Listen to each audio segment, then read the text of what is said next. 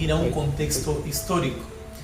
El comercio informal en el Perú se da sus inicios en la década de los 50, con la migración de los provincianos a Lima por un mejor horizonte, ¿correcto? Lima tenía un crecimiento empresarial importante, empezaban los inicios del comercio. Un segundo estadio empieza en el primer gobierno de Fujimori, a raíz de las políticas macroeconómicas implementadas en su primer gobierno, que indicaban el tema de la privatización. Esto conllevó a que casi el 40% de la masa laboral en el Perú de empresas públicas y privadas queden en desempleo.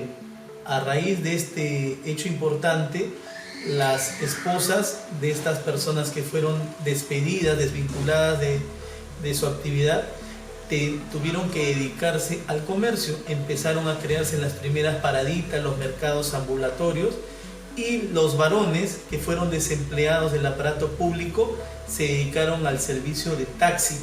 En esa época se importaron los primeros ticos y las primeras combis, desde el año 91 hasta el año 97-98.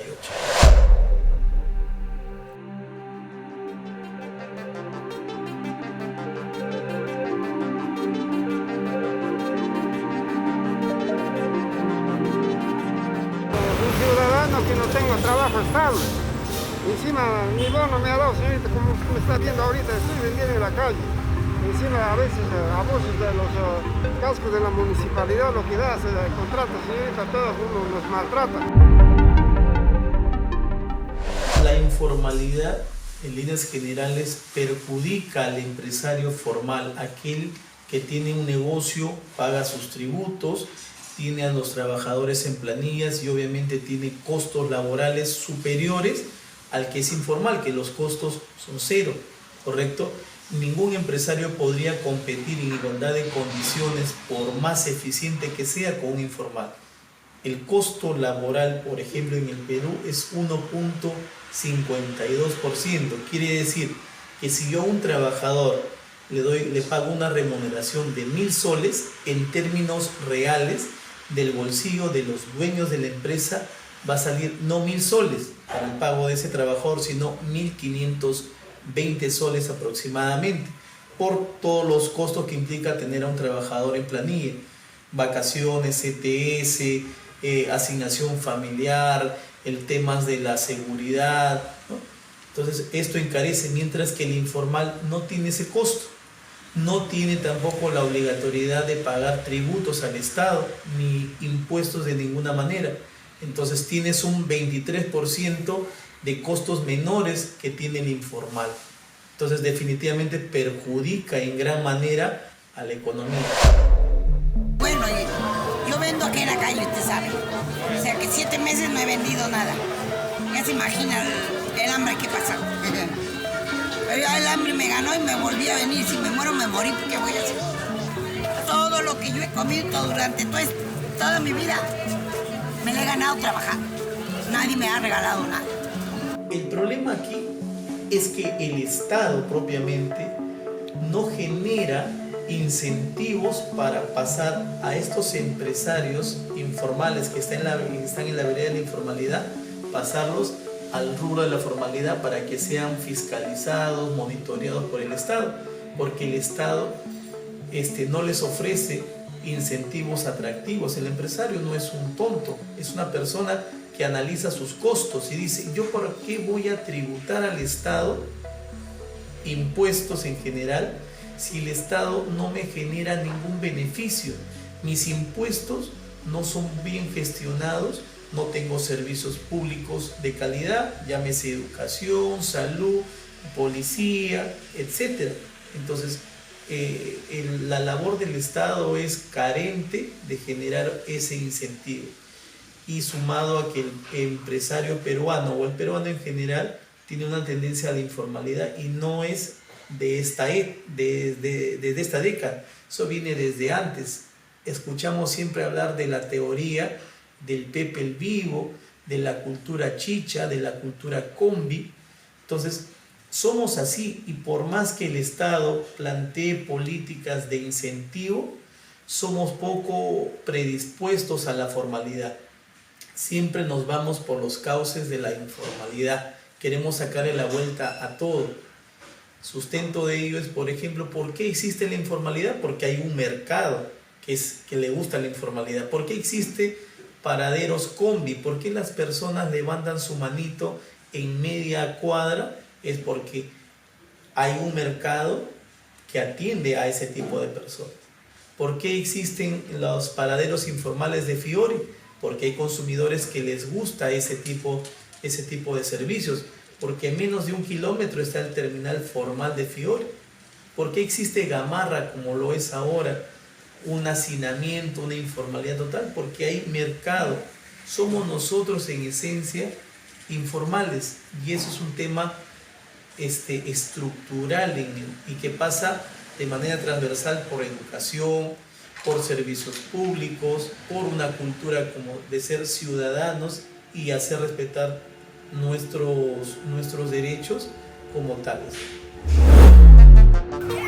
Estamos en el otro paradero de la Avenida Bravo.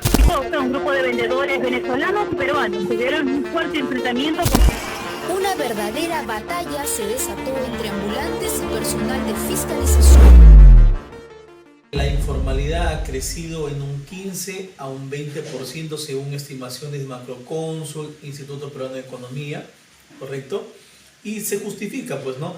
La informalidad creciente porque el trabajador, ¿no?, que se quedó sin empleo tiene que generar ingresos para subsistencia principalmente. Ya ni siquiera hablemos de progreso, generar, sino tema de subsistencia, porque tienes que mantener una familia y tienes que generar algún negocio, y lo más fácil e inmediato es el comercio informal, el comercio ambulatorio. Otra opción, también dentro del universo de la informalidad que se ha creado, es el tema de los deliveries. Muchas empresas de diferentes rubros necesitan mano de obra para el tema del delivery. Modelos de negocio como Rappi, Globo han crecido casi en 400%, justamente porque los negocios, ante las prohibiciones del Estado, ¿qué es lo que hacen para expender sus productos o sus servicios? Necesitan un operador logístico, alguien que entregue el producto, ¿no? Y ahí vemos industrias como los restaurantes, como el rubro de belleza, como el rubro de tecnología principalmente, que necesita. Entonces ha sido una oportunidad esta pandemia para generar fuentes de trabajo, digámoslo así, ¿no?, pero en el rubro de la informalidad. La informalidad no solo es un tema económico, es un tema social enraizado en el ADN del peruano en sí. Y no viene la informalidad de esta época o de la década pasada. Esto viene desde la época republicana, ¿sí? Somos informales en nuestro comportamiento como ciudadanos.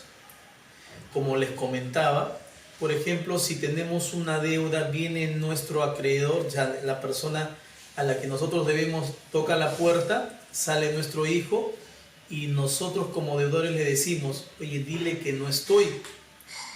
O vamos y compramos al informal en Gamarra y nos subimos a las galerías de empresas formales que están contribuyendo con sus impuestos al desarrollo del Perú. Somos informales porque nos gusta eso, esto está dentro de nuestra forma de vivir. Me parece que también pasa por un tema de valores de la familia. Si esperamos que el Estado implemente políticas para erradicar la informalidad en todas sus maneras, me parece que vamos a demorar bastante tiempo. Creo que se debe actuar en un entorno más cercano, que es tu familia, con tus hijos, con el entorno más. Ahí se debe hacer docencia. Entonces, básicamente me parece que eso sería algunas sugerencias para poder combatir, no sé si erradicar, pero por lo menos combatir o reducir los índices de informalidad en el Perú.